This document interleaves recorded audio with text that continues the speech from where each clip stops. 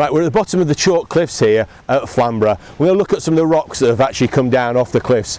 Here's a large chunk of the chalk that's fallen at some point, probably this year. It's still very angular. It's a very hard rock. If I spray it with water, you'll see it has no impact on the rock whatsoever. So if I put it on my hand, rub it, you'll see my hand still stays clean. And I'll come back to that later when we get down to Mappleton.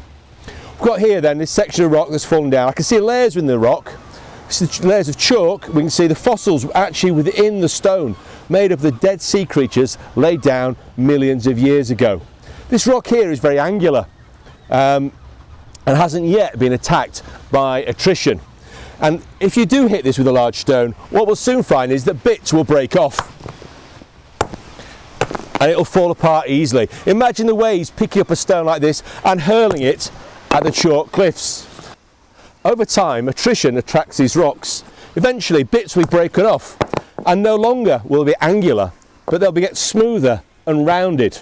Eventually, they'll get smaller, more and more rounded, until they end up as a pebble this sort of size.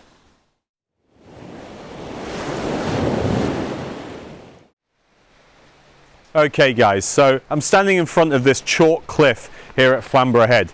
You can see really clearly the different layers of the rock because it's a sedimentary rock. So it's been laid down in layers over millions and millions of years, and it's actually, the chalk is fossilized the bones of sea creatures. So hence the whiteness in the rock.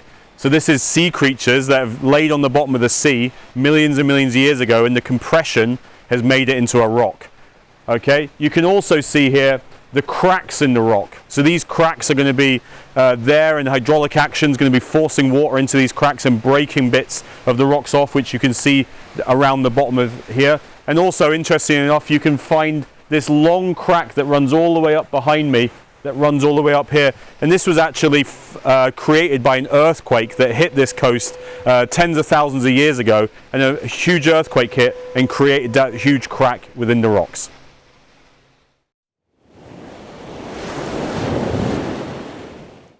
Here we are at the top of the headland here at Flamborough. Out in front of me I can see the North Sea, but behind me I can see the bay at Flamborough. If I start off, I can see the bay with the wave-cut flat platform on the left. As I move round, I can see a number of caves, and if you look at the first cave, that's the arch we actually went to earlier on today. So we're looking across the bay, we can see a whole range of caves, wave-cut platforms, and actually eventually these will become stacks in the future. Okay, so I'm stood here on the wave-cut platform. So before erosion, what was here was this was all sort of the cliff edges, and through different processes of erosion, it's gradually eroded back, forming this bay here. So we've got these sort of two more headland areas, which will be that harder rock, and then this bay is the softer rock that's eroded back.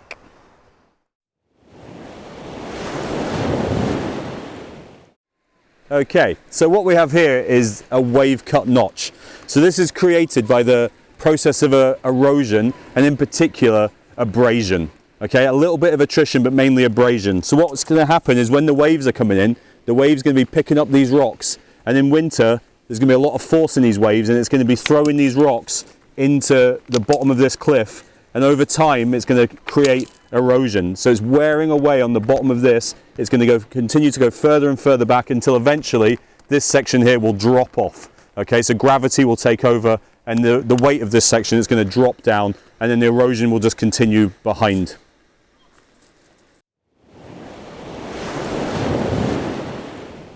Alright guys, so as you can see here, we've got a cave. This will have formed through hydraulic action, constantly hitting a crack in the cliffs. Abrasion will have also happened where the rocks are hitting the cliffs like that. As time goes on, water will continue to erode this cave, and eventually an arch will be formed.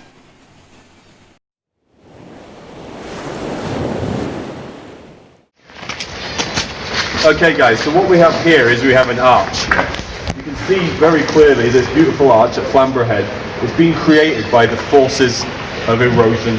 So hydraulic action, abrasion, attrition has attacked the bottom of the cliffs, originally making a cave, and then eventually the caves come all the way through making this arch. as you can see along the top, okay, you'll have some more weathering along the top.